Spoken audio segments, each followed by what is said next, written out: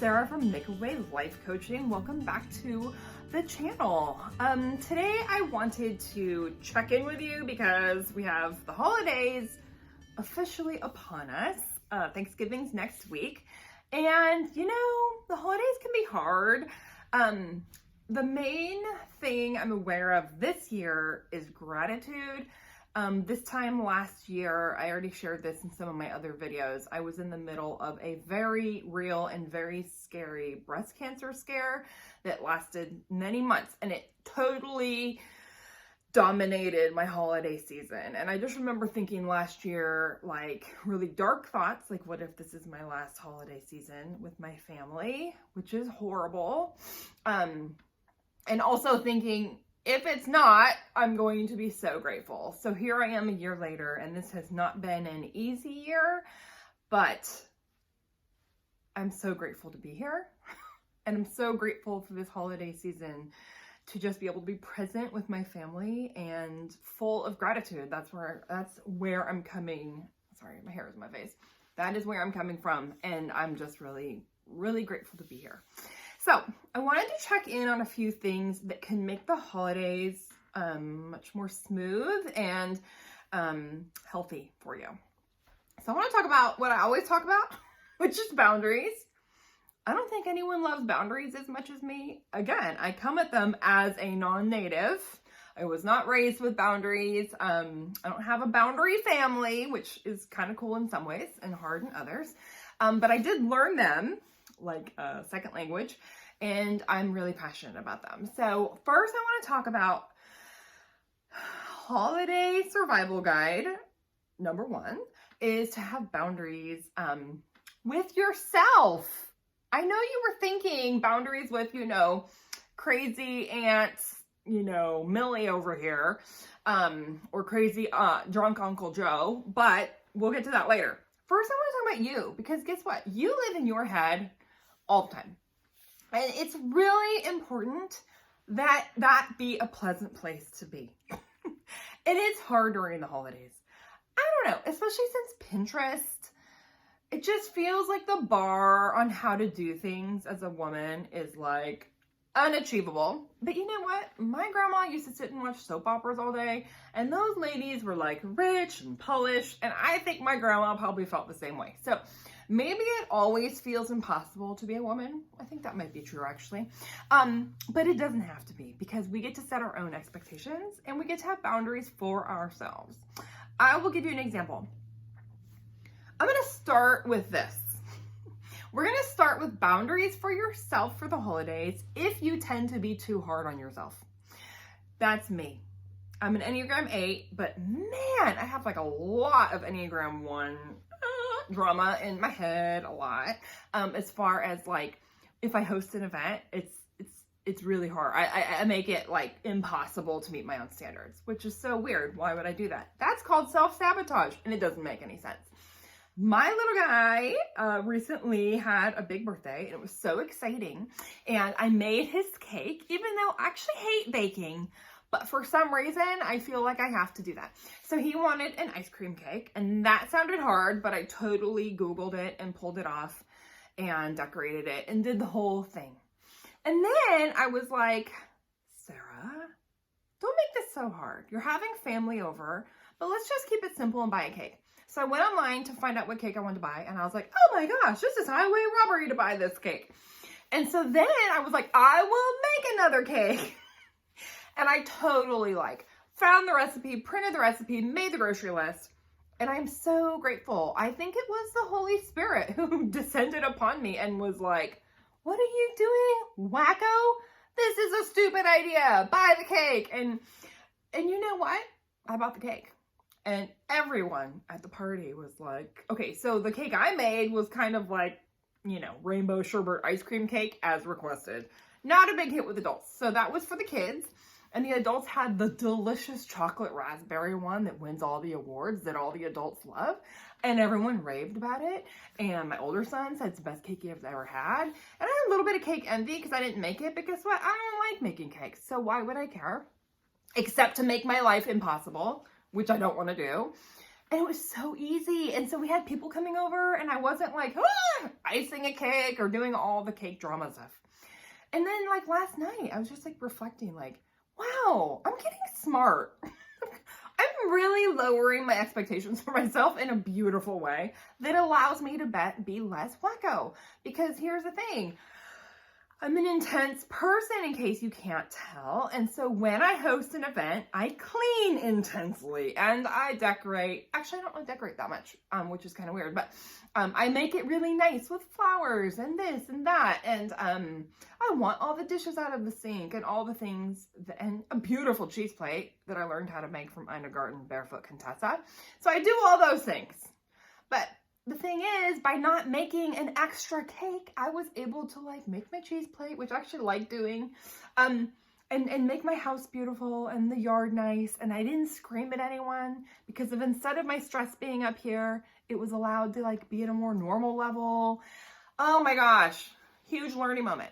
So this, I'm hosting Thanksgiving, is exactly what I need to bring into my expectations for myself for next week. So if you're like an Enneagram 8 or 1 or, I don't know, 2, and you have, or another number, maybe if you're just a woman in America or a woman in the whole world actually, and you're hosting either, Thanksgiving or Christmas or some other holiday, and you feel that it has to be perfect because you tend to be a little bit hard on yourself and make yourself crazy with your expectations, just stop and be like, how can I do this better?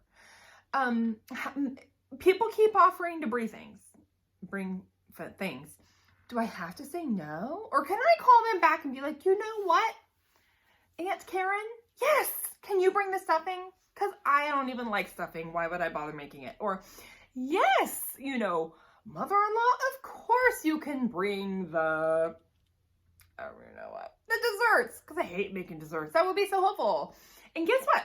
Maybe someone offered to bring something like the green beans, that you like making green beans. Call them up and be like, hey, I so appreciate your offer. Is there any way instead of green beans you could make pumpkin pie? Because I just don't have the time for it.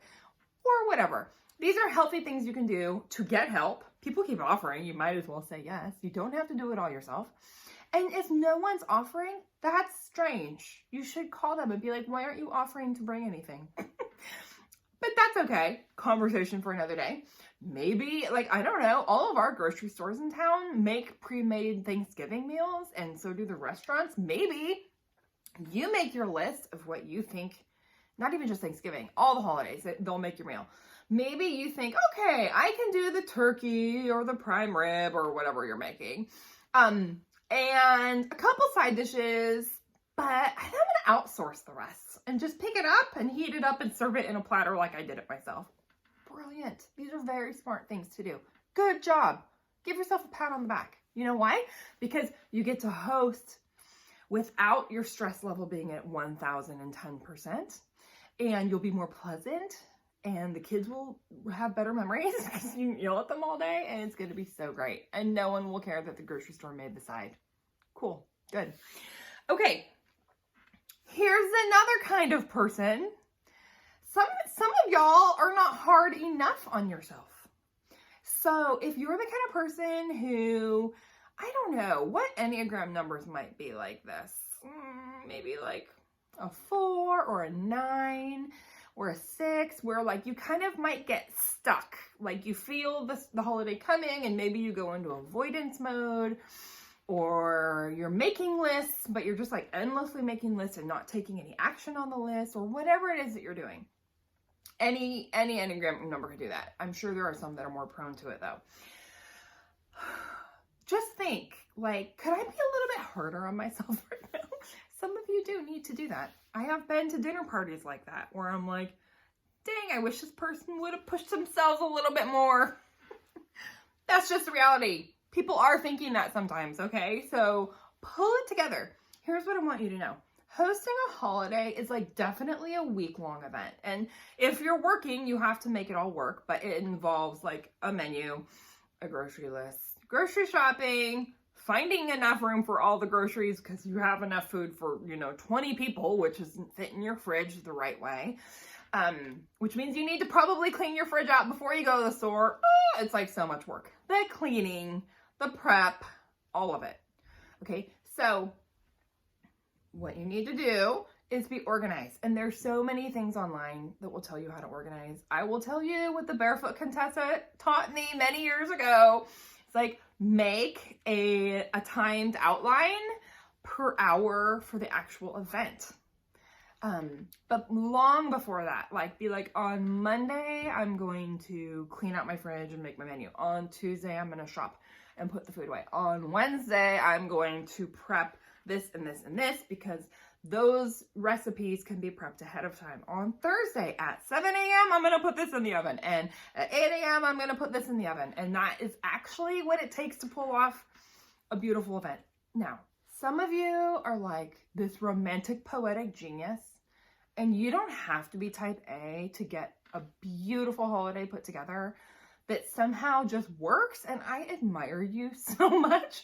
But for the rest of us, we actually need to put in like a lot of organization and a lot of time. So maybe what you came here today to hear was like, girl, light a fire under your butt and get to work. Because this is like a thing that people want, a nice Thanksgiving. And if you're hosting, you need to pull it together.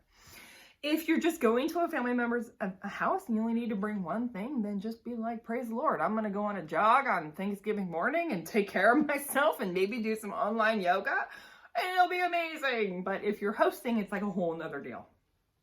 Cool. Glad we had that talk. Next, this is what you've all been waiting for. Let's talk about boundaries with family during the holidays. For whatever reason, holidays bring out stress in everybody. So if you have mentally ill family members or family members who struggle with addiction, all of these things are going to be exacerbated during the holidays. Plus, everyone's just more stressed. It's expensive to buy all the presents and the food, and it's like a lot. It's wonderful, and I'm so grateful for it, but it is a lot. Let's just be real about what it is, which is a lot. Okay, so how do you have boundaries? Well, I recommend you go back. I say this in every video.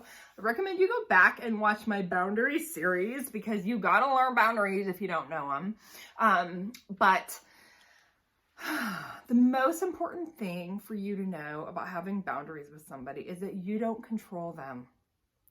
We always think like trying to control the other person is the boundary, but that is not it. Boundaries are your invisible fence around you that keep you safe and healthy and protected. You can only control yourself. So let's go through some examples of that. Oh my gosh, there's a beautiful quote about Maya Angelou that I learned from Oprah, because I used to watch her after school every day. And Maya said something like, I will not tolerate that in my presence. And that is a line I actually use. So people might say things that are shocking, or, you know, drunk Uncle Joe wants to talk about the recent election and he doesn't talk in civil ways and it's very uncomfortable for everyone. It's okay to be like, no. We're not going to talk about that at my table, in my house, or in my presence. Thank you. And if that's too, like, I'm an Enneagram 8, so I can actually say that. But if you can't be that bold, great. Figure out what you can say that will set a boundary. If you're hosting, it's actually your responsibility to kind of like, you know, have strong enough boundaries that everybody gets to have a good time. So if you have some family members who you know are going to give you trouble, because they almost always do, or maybe they'll surprise you and give you trouble, but somebody else will surprise you and give you trouble. It's like you kind of need to decide ahead of time what's going to be tolerated in your house. And that's a good lesson in general. But if you're not hosting and you're sitting at drunk Uncle Joe's table when he goes off on his tirade, you can still be like, no, Uncle Joe, you don't get to talk that way in front of me and my family. Guess what? You're setting a super healthy example for your kids that you don't tolerate, you know, I don't know, hate speech, nonsense speech, whatever it is. And it's totally fair for you just to be like, no, I'm not going to accept that in my life. Cool. If you're hosting, I think it's easier and maybe also harder, but you can do it, and you probably should do it for everyone's sake. Here's some more examples if you're hosting. A big problem is that people come late. I don't know. Why do they do that? It's hard. So you have two choices. You can like call the person and be like, hey, are you like pulling in my driveway right now, or should we start without you? And if they're like, oh, I haven't even left yet, then just be like, okay, well, we're going to start. We're super excited for when you get here, and you start your meal on time. That's a perfectly healthy boundary to have. When you have cooked for 2 days and worked for a week, you can start your meal on time. In your house, your rules, and you can do it with kindness and grace. Like, I'm a Christian, and so I don't go out of my way to be mean to people, but I have really healthy boundaries, and I'm perfectly fine starting a meal at the time I said I would. And so that's like an example of a boundary that can keep you sane, because who wants to be eating cold food? Nobody. Not one person at your house wants to eat cold food, just so you know. Secondly, what about if you're not hosting? Okay, if you're headed into a family member's home, you can always leave. And that is a hard thing to do. But if you, I don't know, let's just be honest. Some of you grew up in like really dysfunctional families, and the holidays are stressful enough, and you're dreading what's going to happen. Just remember that you have a boundary within just where you go. And if things get out of control, if there's fighting, if there's who knows what, and you don't want to tolerate it, then you and your family just calmly, no screaming, no yelling, just be like, this isn't working for us, and you get out. Okay? That's always your backup plan. And sometimes you'll have to do it if, depending on, you know your family of origin better than anybody. And let's not be surprised if some terrible things happen and you just have to take that drastic course. It's still a perfectly healthy boundary for you and your family to decide what you will tolerate on your holidays. Cool. Okay, the last thing I want to leave you with this holiday survival plan is to begin with the end in mind.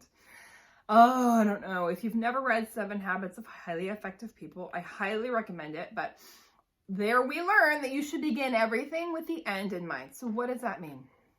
So here's the thing that's so crazy. I am doing all of this hosting so that my children look back and have memories of all of the wonderful time together with their family. But what I often do, partially because Enneagram 8s are prone to do this, Vacillators are prone to do this, is I get too intense and I get too over the top, and I overdo the decorations and the china settings, and I just make it too much, which is how I'm prone to do things. And what that means is the day of the holiday, I am like Momzilla, which is crazy because the whole reason I'm doing it, if I begin with the end in mind, the whole reason I'm doing it is so my children have wonderful memories. What ends up happening if I'm not super intentional is I'm just like barking orders and yelling at everybody as Momzilla, and then that's gonna be their memory. So that's crazy, Sarah, stop doing that.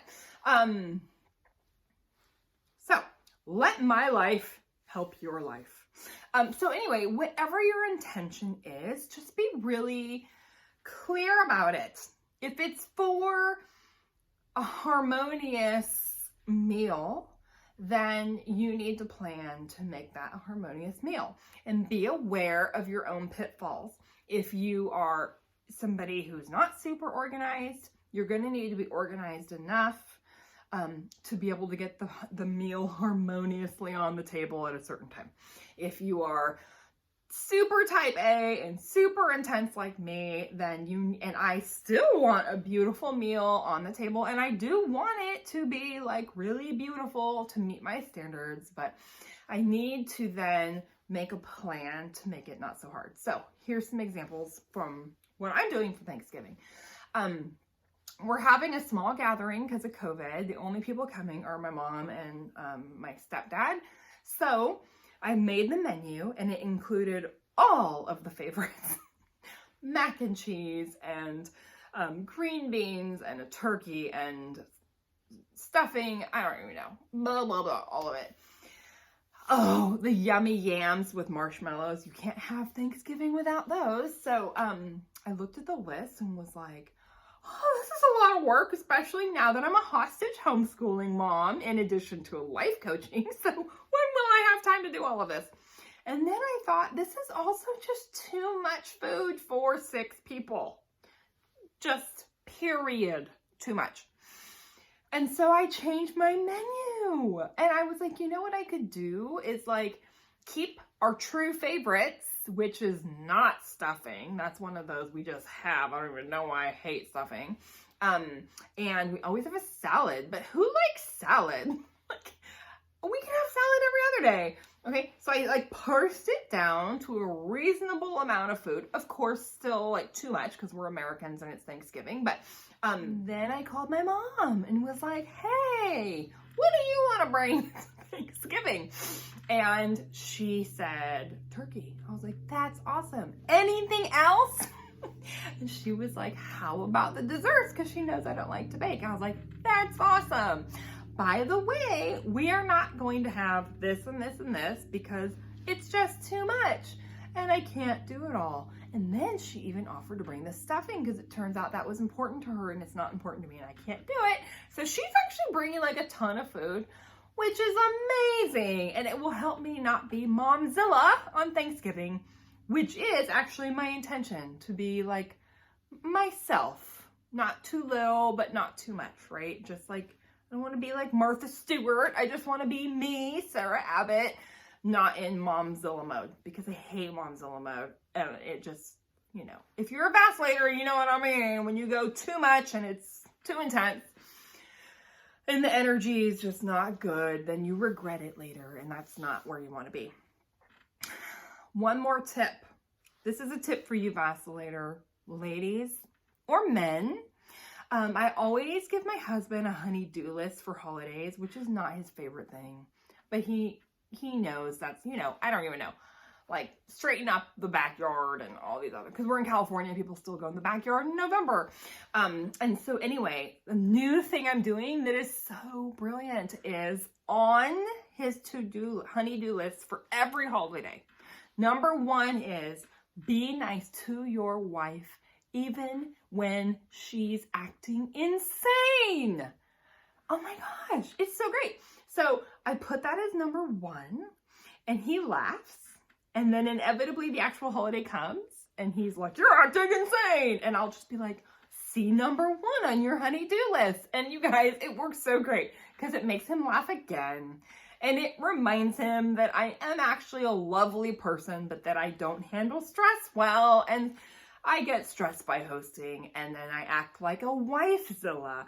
And so he gives me so much grace because partially because it's on his to-do list, but also partially because he's wonderful. So thank you, husband, for the grace that you give me and will have to give me on Thanksgiving because that's only like a week away. That's it. That's all the tips I have for you. Thank you for joining us.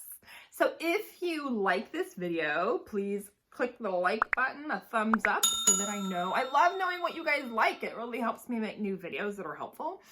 And please subscribe to my channel. That way you never miss videos. I used to post every single week on the same day, and I just can't do that now because of the hostage homeschooling.